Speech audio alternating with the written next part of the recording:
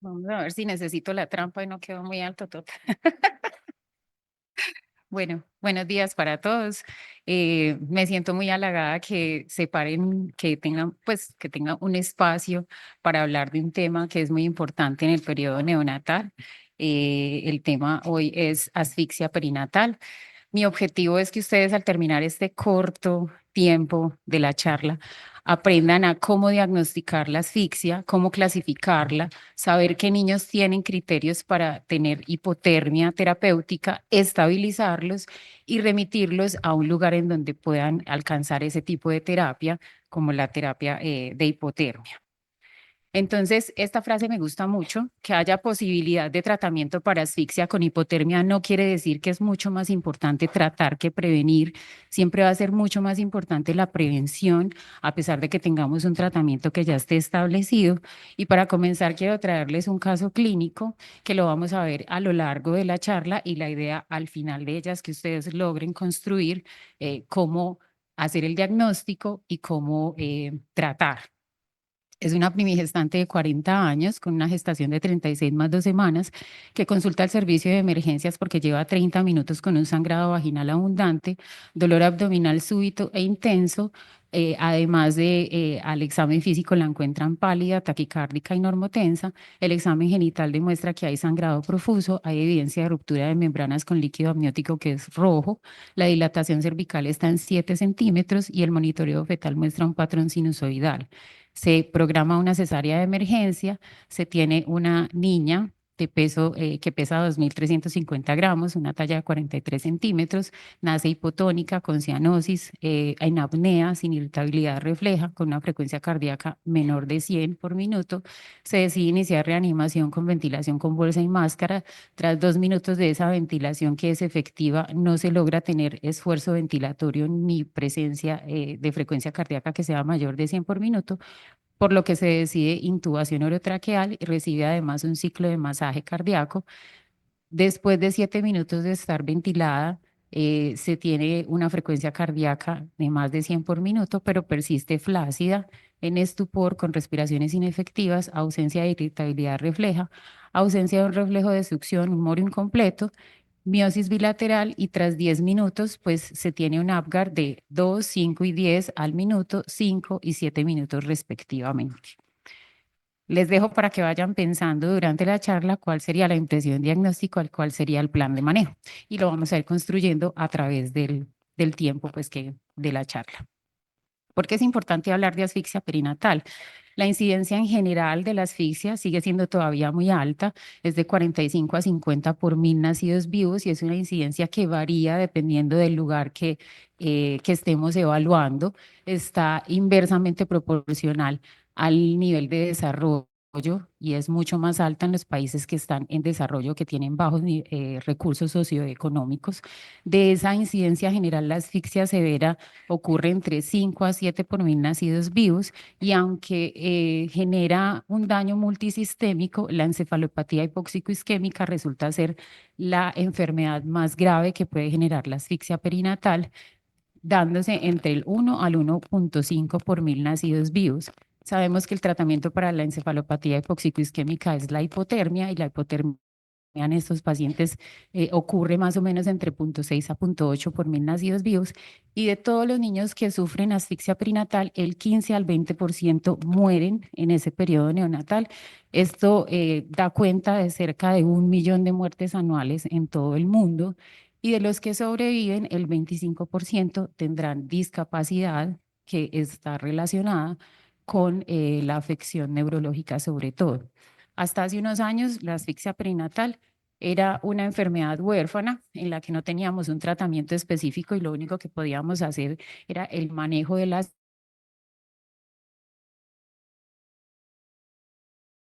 seca como un tratamiento estándar para el manejo de los niños con asfixia perinatal y con encefalopatía modelo A severa que cumplan con criterios de inclusión. La evidencia demuestra que la hipotermia terapéutica disminuye la muerte o la discapacidad a los 18 meses de edad, más o menos en un 25%, con un intervalo de confianza que es significativo y con un número necesario a tratar que es muy bajo. Es por eso que iniciar hipotermia terapéutica en los neonatos con encefalopatía hipoxicoisquémica moderada a severa es una emergencia terapéutica que es tiempo dependiente. Esa palabra vamos a ver ahorita que cobra mucha importancia porque tenemos un periodo de ventana que es muy corto. El objetivo principal de la asfixia, entonces, como les estaba diciendo al principio, es prevenir y tratar. Siempre va a ser mucho más importante la prevención. Desafortunadamente, en los casos en los que tenemos encefalopatía hipoxicoisquémica en relación a asfixia perinatal, solo logramos entre el 15 y el 35% de los casos identificar un factor de riesgo o un indicador que esté basado en un proceso obstétrico anormal y que determine que ese niño pueda nacer con asfixia perinatal. Y nos quedan cerca de 50% de los casos en los que no logramos identificar durante el trabajo de parto, durante el nacimiento, un factor de riesgo que nos esté determinando que ese niño haya tenido una asfixia perinatal. Entonces, no quiere decir que todos los esfuerzos estén dirigidos solamente a identificar factores de riesgo.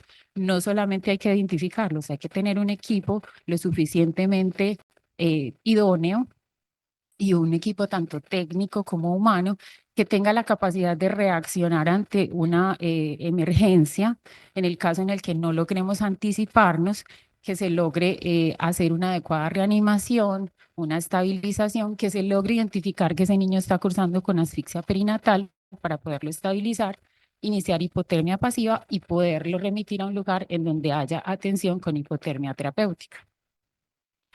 La definición de asfixia es una definición que es amplia, tiene dos definiciones, una definición clínica y una definición bioquímica. La definición clínica se refiere al fallo que tiene el niño para iniciar o mantener la respiración al momento de nacimiento y que lo lleva a una hipoxemia y a una hipercapnia persistente con posterior desarrollo de acidosis metabólica. La definición bioquímica es un poquito más específica porque habla de una alteración fisiológica en la cual hay una falla en el flujo sanguíneo placentario que lleva al final a hipoxemia e hipercamia con el desarrollo de asfixia fetal, que está definido como un pH en la primera hora de vida, un pH en arteria umbilical menor de 7,15 y que va a llevar a afección multisistémica, teniendo en cuenta que la encefalopatía va a ser, digamos, o que el cerebro como órgano principal va a ser uno de los más afectados y el principal afectado.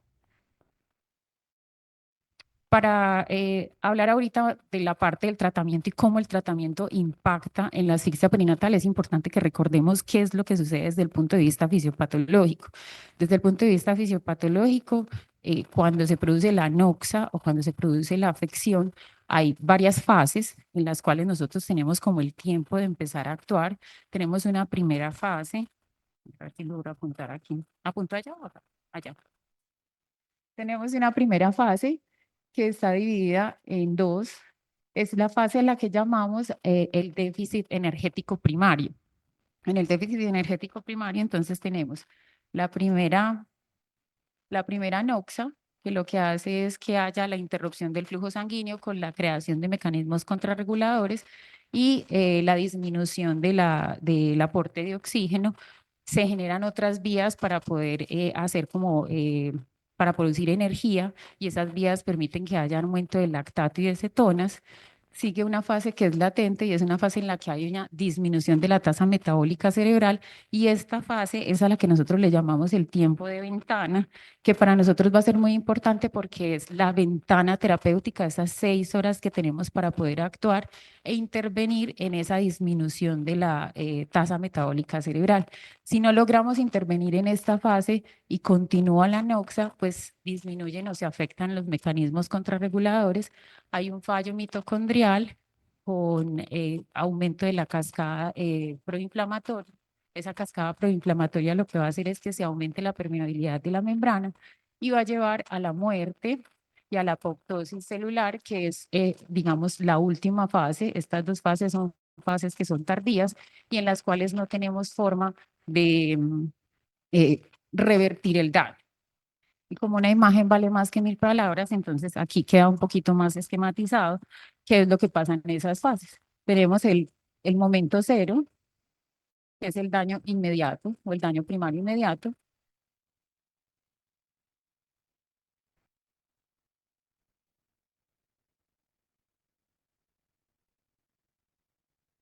fondo.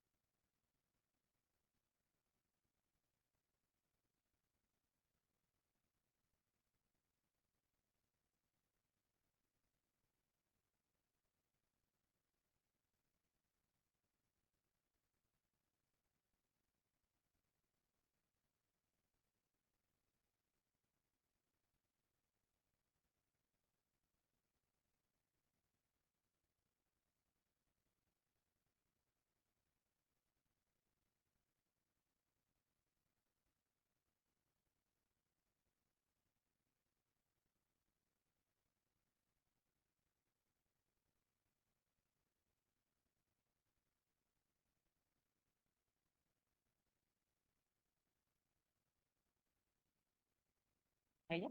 ¿Sí? ¿Me escuchan? Sí. Bueno, entonces retomo. Tenemos el daño principal o la noxa inicial, que es el momento cero.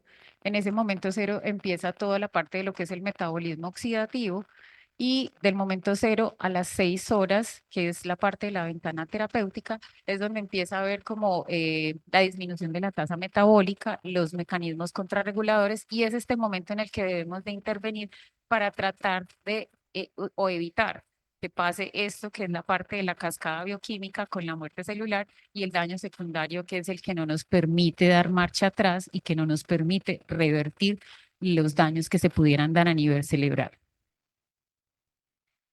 Para ya entrando en tema, pues vimos la parte fisiopatológica, cómo es que vamos a intervenir en ella. Entonces, uno de los objetivos principales es cómo diagnostico yo la asfixia perinatal. ¿Qué necesito yo para hacer el diagnóstico de asfixia? Entonces, voy a necesitar varios pilares. Uno de ellos, perdón, uno de ellos es todos los antecedentes obstétricos de riesgo, todo lo que le pasa a la mamá y lo que pasa en el trabajo de parto, incluyendo el monitoreo intraparto, la evaluación al nacimiento en relación al Apgar bajo al nacer o la necesidad de reanimación, la exploración neurológica por escalas, en este caso la escala de Sarnat y Sarnat, y las pruebas complementarias que me van a determinar daño de órgano, principalmente la acidosis fetal, es decir, los gases o la evidencia de lactato o de daño de un órgano blanco. Ojo, aquí hay que tener en cuenta, y esta imagen me permite entender que en asfixia perinatal no solamente los gases son criterio de asfixia, yo necesito todas estas otras cosas para poder configurar el diagnóstico. Entonces, tengo tres pilares importantes con los cuales yo voy a hacer el diagnóstico de asfixia perinatal. Primer pilar, lo que estaba hablando ahorita, el antecedente obstétrico. Entonces, me voy a referir a todo lo que es la historia clínica materna y a la búsqueda de eventos perinatales agudos o de lo que anteriormente llamábamos eventos centinelas, que son todos esos factores de riesgo que pudieran determinar la probabilidad de que un niño vaya a sufrir de asfixia perinatal.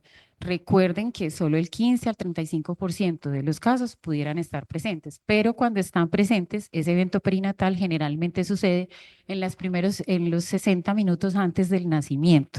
Entonces hay que estar muy atentos a la búsqueda de eso, o cuando un niño nos llega o cuando nos nace, buscar en la historia clínica ese tipo de cosas. Y dentro de esa antecedente obstétrico hay una cosa muy importante y es el monitoreo de la frecuencia cardíaca fetal, que ese monitoreo, para quienes son médicos generales o para quienes trabajan en un servicio de obstetricia, es muy importante que el monitoreo fetal se haga de forma continua durante todo el trabajo del parto, no solo en forma intermitente como a veces están acostumbrados a hacerse. El monitoreo de la frecuencia cardíaca fetal cuando se hace en forma continua aumenta hasta en 7 veces la probabilidad de identificar fetos que estén con problemas y fetos que vayan a nacer con asfixia, haciendo que se pueda determinar un nacimiento de emergencia y poder actuar rápidamente antes de que sucedan las cosas. El siguiente pilar que nos queda sería la evaluación de indicadores de signos clínicos y pruebas de laboratorio, que era lo que veíamos en la imagen anterior, y es todo lo que tiene que ver con el momento del nacimiento, la necesidad de reanimación, la evaluación del Apgar, la evaluación clínica por medio de la escala de Sarnat y Sarnat y la evaluación de los gases arteriales. ¿Qué tenemos entonces? Tenemos gases arteriales de cordón, postnatales, deben de ser por lo menos en la primera hora de vida, de arteria umbilical, y aquí importante, o me caigo. Aquí tenemos una cosa importante y es que el pH, para nosotros en los gases, ¿qué va a ser importante? Un pH que esté menor de 7,15 o un exceso de bases que sea mayor a -16. En la evaluación del APGAR, recuerden que la evaluación del APGAR no me determina la reanimación, la evaluación del APGAR determina la vitalidad que tiene el paciente y cómo va mi reanimación. Y en la evaluación del APGAR es importante para el caso de asfixia el APGAR a los 5 minutos. Anteriormente hablábamos de APGAR a los 10 minutos, pero hasta los 10 minutos, pues es esperar demasiado o a veces se pudieran quedar pacientes por fuera del diagnóstico por esperar un APGAR a los 10 minutos.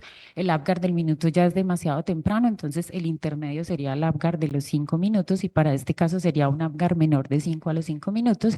Y la evaluación clínica como tal de la encefalopatía hipoxico-isquémica por medio de la escala de Sarnat y Sarnat, que es la que nos va a determinar el grado de severidad de encefalopatía con el que se está cursando. Y el tercer pilar sería el compromiso de algún otro órgano blanco. Recuerden que la asfixia perinatal no solamente afecta al cerebro, sino que afecta a múltiples órganos, entonces puede haber afección a nivel cardíaco, a nivel pulmonar, a nivel gastrointestinal, a nivel hepático o a nivel incluso hematológico. Y cualquiera de esos, pues los podemos evaluar por exámenes de laboratorio.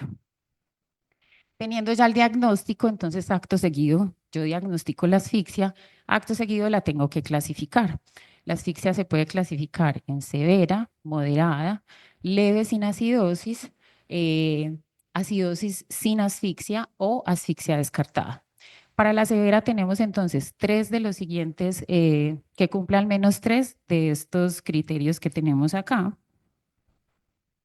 Entonces ya vimos el APGAR menor de 5 a los 5 minutos, un pH en gases arteriales de primera hora menor a 7, un déficit de bases, no es menor sino mayor de -16 en la primera hora de vida, la presencia de encefalopatía por la escala de Sarnat y que sea una encefalopatía grado 2 o 3, o un lactato mayor de 12 en la primera hora de vida.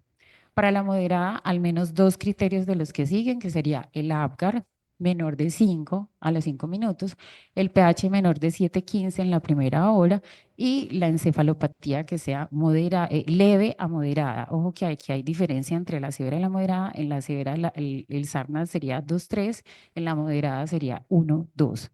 Hay una cosa importante con el APGAR y es que para nosotros, si ustedes buscan en la literatura, nos van a hablar de un APGAR menor de 7 a los 5 minutos, pero la Sociedad Colombiana de Neonatología en el último consenso definió que es mejor considerar un APGAR menor de 5 minutos porque el APGAR menor de 7 pues sobrediagnosticaría a muchos más niños con asfixia que si se considera este APGAR que realmente es mucho más bajo.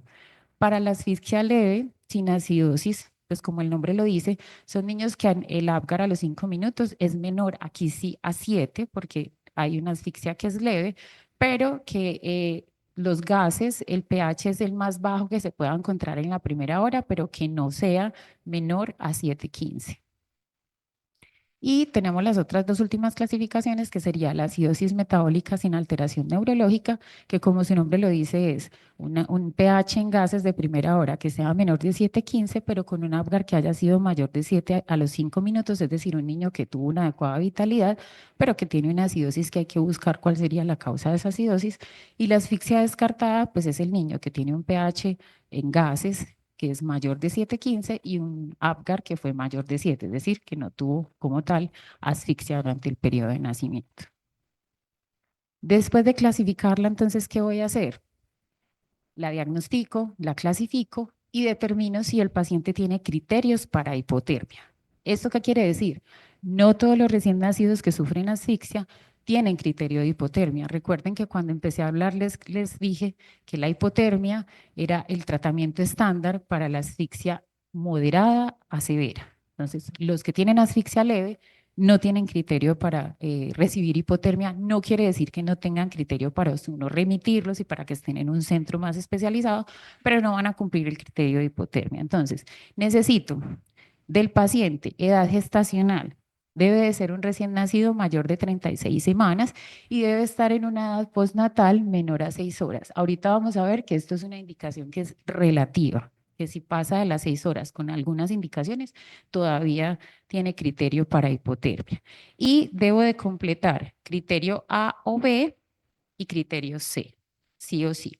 Criterio A, entonces, si tengo un paciente mayor de 36 semanas con menos de 6 horas postnatal y los gases arteriales de cordón de primera hora son menores o iguales a 7 o el exceso de bases es mayor a menos 16. Criterio B, entonces tengo o el A o el B, no los dos.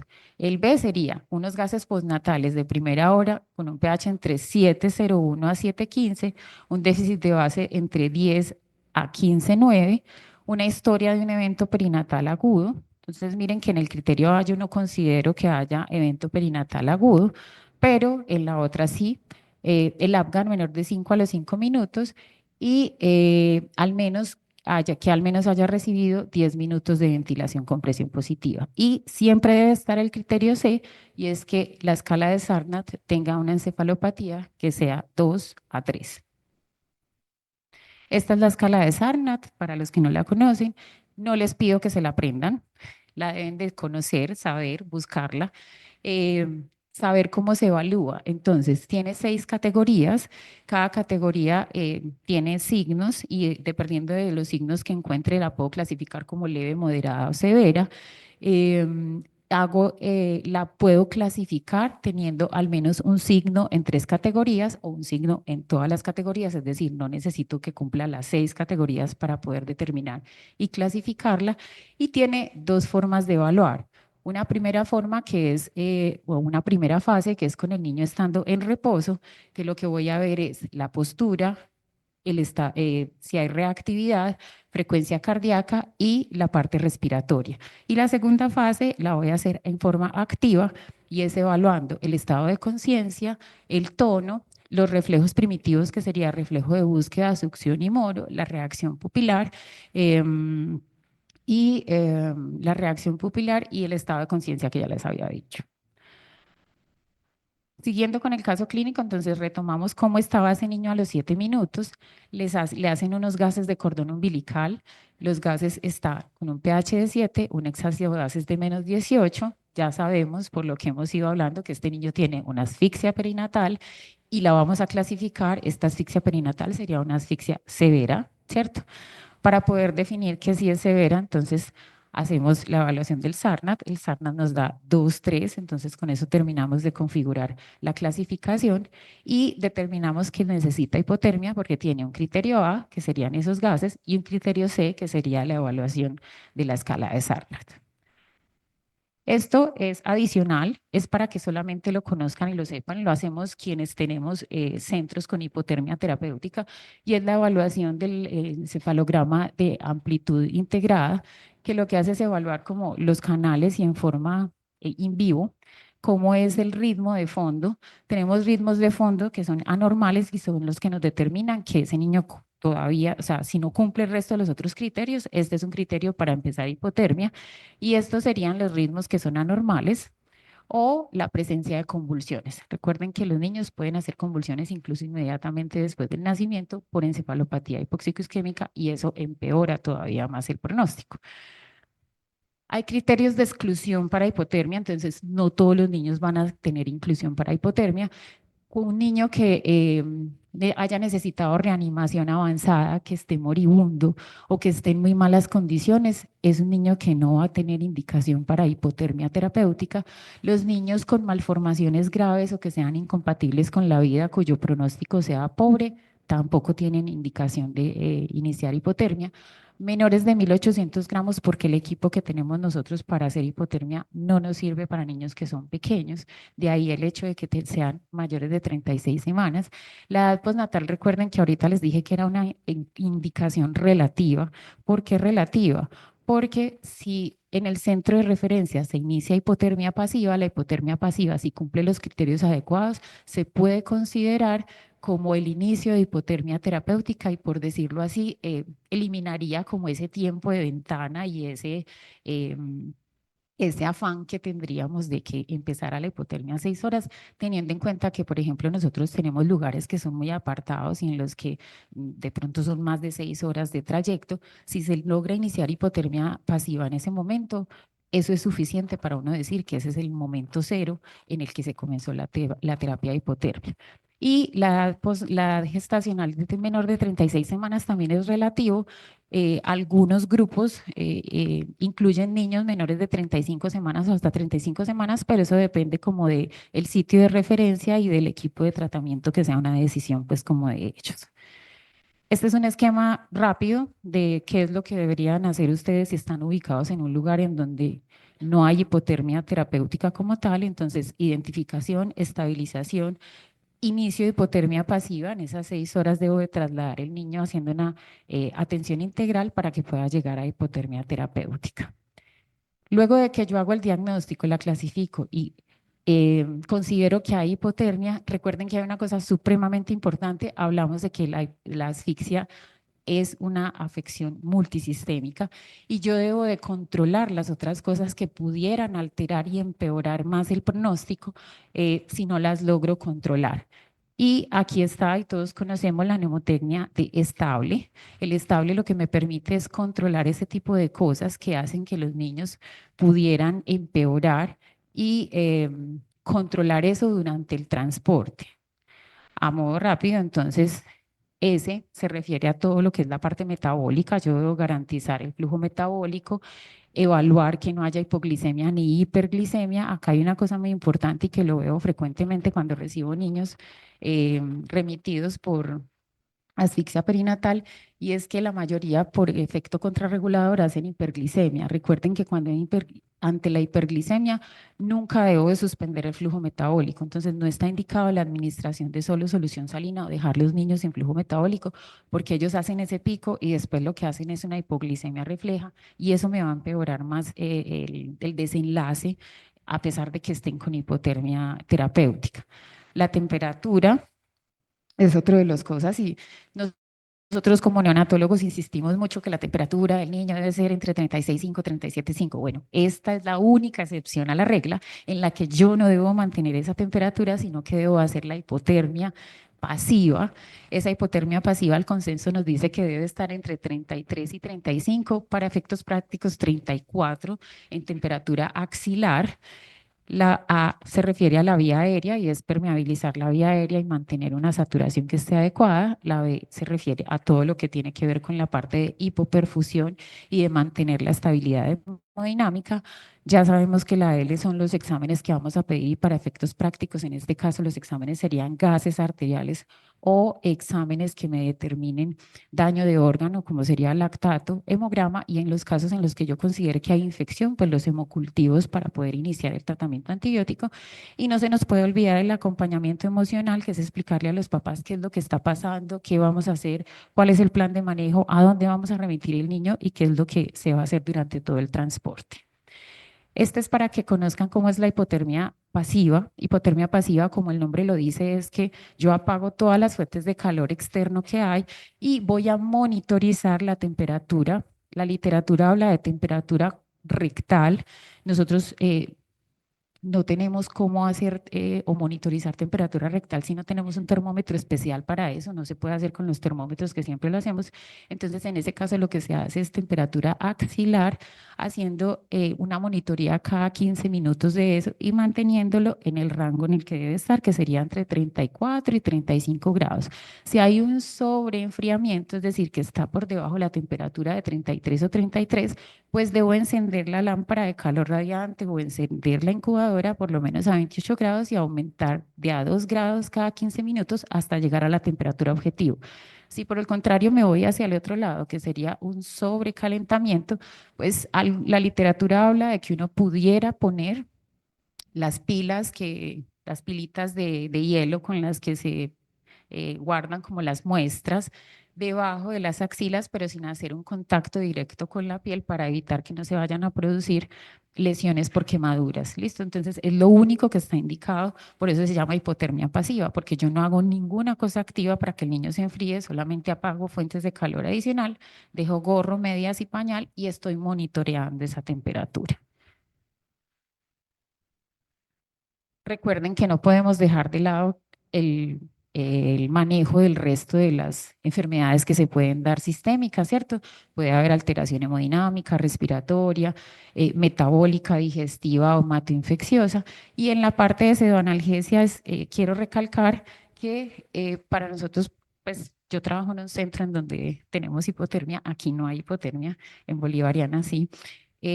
Para nosotros es muy importante que no ceden a los pacientes porque eso nos afecta mucho la evaluación neurológica y la evaluación del monitoreo electroencefalográfico.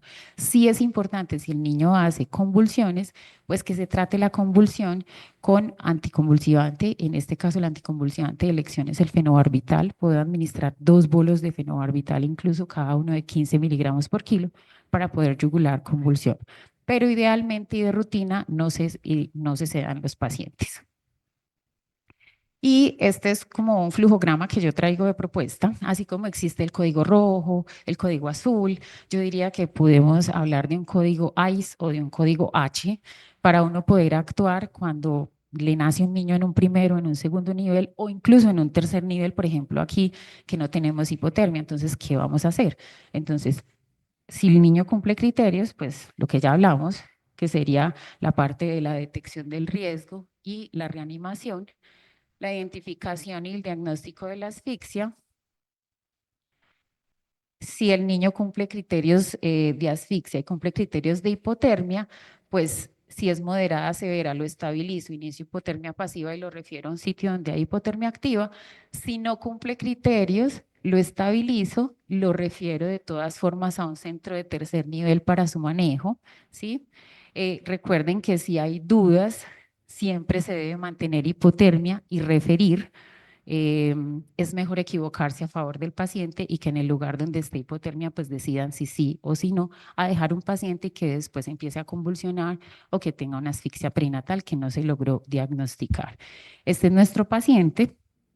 Tiene un diagnóstico de una asfixia severa, se estabilizó sin hipotermia pasiva y llegó al centro de referencia a las 4.5 horas después de haber pasado el tiempo, ¿cierto? De la asfixia. Esto es para recordarles en la ciudad donde hay hipotermia, no hay en todos los centros, ¿sí? Entonces, nota mental, fotico, Clínica Universitaria Bolivariana, Prado, General Sommer y Soma son los lugares en donde hay hipotermia activa, hipotermia terapéutica, para que podamos evitar que el paciente esté yendo por otros lados y de pronto no alcance el recurso. Y para terminar, es importante recordar que la asfixia perinatal sigue siendo una causa importante de morbilidad infantil en el mundo, que la indicación temprana y la identificación temprana y la anticipación es muy fundamental para el desenlace de morbimortalidad, sobre todo basado en indicadores de signos clínicos y en antecedentes maternos. La asfixia perinatal tiene un compromiso multisistémico, pero la encefalopatía hipoxicoisquémica es la afección más frecuente y la que tiene opción de tratamiento. Ante la sospecha de asfixia, la obligación es diagnosticarla, clasificarla e identificar si cumple criterios de hipotermia activa. Recuerden que la ventana terapéutica es menos de 6 horas, pero que si se hace hipotermia pasiva, esa ventana se puede abolir. Y una vez se haya identificado la asfixia, se debe activar un código de hipotermia, estabilizar al recién nacido y hacer una atención integral para evitar que puedan haber desenlaces que no sean los adecuados. Este niño se llama Francisco Manuel. Es un niño que es colombiano, que vive en Buenos Aires y es el ganador del concurso del dibujo de niños en el exterior, colombianos en el exterior. Me gusta la imagen porque en la imagen refleja que la diferencia no tiene como objetivo ni separar ni alienar y que al contrario la fuerza radica en la diferencia y no en las similitudes. Gracias.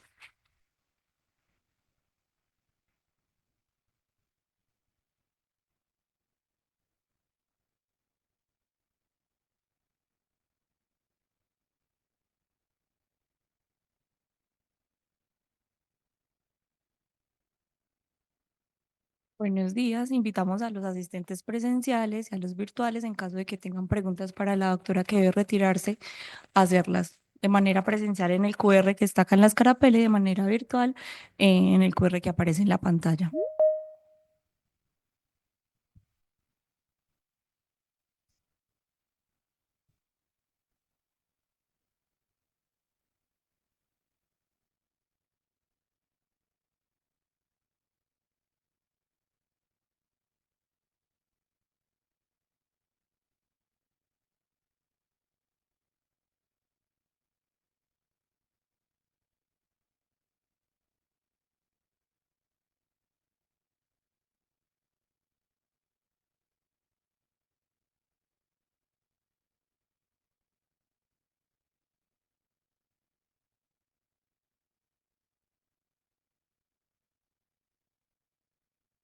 Buenos días. Una de las preguntas es, ¿cuánto tiempo puedo mantener al recién nacido en hipotermia pasiva?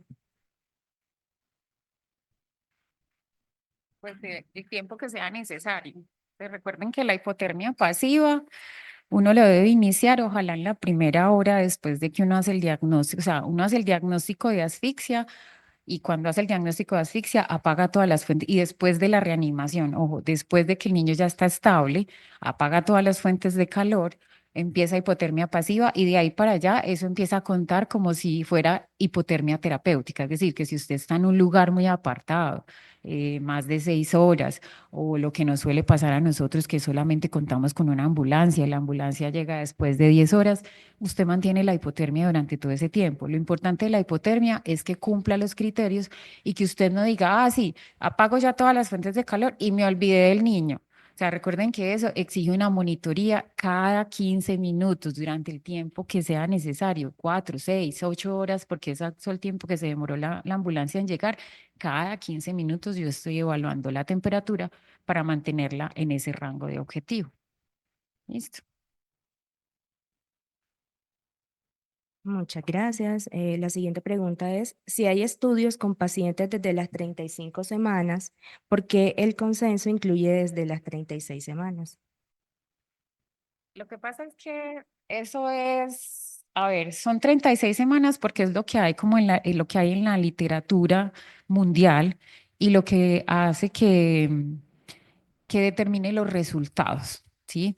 En 35 semanas es algo que es flexible, es una gestacional flexible y es el mismo consenso dice, eso es una decisión del grupo tratante, o sea, el grupo en donde usted lleve ese niño, el grupo de referencia, el grupo donde hay hipotermia, neonatólogo, neurólogo, generalmente el neonatólogo y el neurólogo son los que definen si ese niño, a pesar de tener esa edad gestacional, es candidato a hipotermia. ¿Y por qué? Porque es que la hipotermia no es algo que sea inocuo. La hipotermia, y de hecho cuando uno somete niños a hipotermia terapéutica, hay todo un protocolo en el cual se hacen evaluaciones a las 12 horas, 24, 48 y 72 horas, que es el tiempo que dura la hipotermia, precisamente porque pueden haber complicaciones. Entonces, entre menor edad gestacional tenga un niño y entre menor peso, mayor probabilidad de complicaciones y de tener incluso que suspender la terapia de hipotermia. Entonces, por eso esa edad gestacional y el hecho de que uno diga a unos sí y a otros no, ¿cierto? Algunos podrán, y de hecho, uno puede montar un paciente, tomar la decisión y en el transcurso de la hipotermia también tomar la decisión de suspenderla porque empeora o porque hay contraindicaciones para ella. Muchas gracias. Y la última pregunta es, entonces, ¿cómo puedo hacer la clasificación retrospectiva como pediatra de un paciente que llega remitido sin gases? Buena pregunta. Y es pan de cada día de nosotros. Digamos que lo que les presenté aquí es el mundo ideal, ¿cierto? El mundo ideal en donde yo tengo acceso a gases, el mundo ideal en donde se logra hacer el diagnóstico, porque muchas veces recibimos niños que ni siquiera tienen el diagnóstico, es decir, que nos los remiten con un diagnóstico de falla ventilatoria, ¿cierto? O sea, porque nació, lo intubaron y lo reanimaron. Y uno empieza a leer la historia y en retrospectiva uno dice, "Ah, y lo reanimaron y le hicieron masaje cardíaco 5 minutos y 2 dosis de adrenalina, por Dios". Entonces, tenemos formas hacerlo en forma retrospectiva. Entonces recuerden eso, los gases son importantes, pero no son el único criterio para yo hacer el diagnóstico de asfixia. Si yo empiezo a leer esa historia y me doy cuenta de que lo reanimaron durante 10 minutos, que el Apgar fue 1, 1, 4, 2 dosis de adrenalina, masaje, o sea, que es lo que suele pasar, pero pues están en, no sé, Vegachí, que allá no hay gases, o nació a las 3 de la mañana y la bacterióloga no estaba, entonces en ese momento no hay gases. Yo no me enfrasco como en que no tengo los gases y siempre voy a estar a favor del paciente y a favor de los otros criterios que tengo. Tengo criterio clínico, tengo el criterio de la reanimación y pudiera tener el criterio de daño de órgano en ese caso. Entonces también, igual, no quiere decir que no, hacemos los gases y miramos en retrospectiva esos gases cómo estaban. Hay niños que están tan mal que después de 6 horas llegan y los gases, el pH después de 6 horas es 7,0 o 7,1. Entonces uno dice, si en 6 horas esto es así, cuando nació el pH era 6 o 6,5, pues, o sea, y lo que sí tenemos en ese caso es la evaluación de otros laboratorios de daño de órgano blanco. Entonces el lactato nos sirve mucho. Generalmente el lactato está alto, el daño renal, el daño hepático, entonces las transaminasas se elevan generalmente. En el hemograma podemos encontrar trombocitopenia, leucopenia, entonces tenemos muchas otras cosas de que echar mano para poder decir que hay una asfixia perinatal sin necesidad de los gases. Listo.